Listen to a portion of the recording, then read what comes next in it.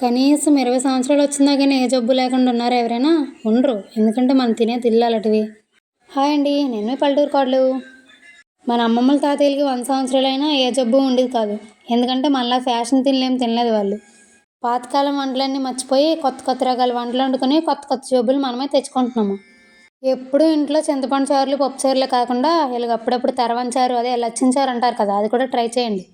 దీనికోసం అన్నమార్చిన గింజ ఉంటే సరిపోద్ది. దీన్ని నిల్వ చేస్తే అదే తర్వాన్ అయిపోద్ది. ఇన్నాళ్ళు ఏ ఇంట్లో చూసినా తర్వాన్ కుండలు ఉండేవి. కొన్ని తర్వాన్ కుండ మెయింటైన్ చేయలేకపోతున్నాము, ఎప్పటికప్పుడు పగిలిపోతున్నాయని బాటిల్ కూడా మెయింటైన్ చేసేవారు. ఇప్పుడు ఎక్కడ చూసినా కనిపించట్లేదు ఇవి. నార్మల్గా మనం చారు ఎలా చేస్తామో అలా చేస్తే సరిపోతుంది. పులుపు చూసుకొని చారు మనకి ఇంకా టేస్ట్ కావాలంటే చారులో తోటకూర వేసుకుని మరిగించుకుంటే దీన్ని మించిన రెసిపీయే ఉండదు, అసలు వదలరు కూడా. ఎన్నో పోషకాలన్నీ చారుని మాత్రం అస్సలు మిస్ అవ్వకండి. అలాగే ఈ చారు ఎంతమందికి తెలుసో కామెంట్ చేసండి. అలాగే మన వీడియోస్ నచ్చితే లైక్ చేసి మన ఛానల్ని సబ్స్క్రైబ్ చేసుకోండి.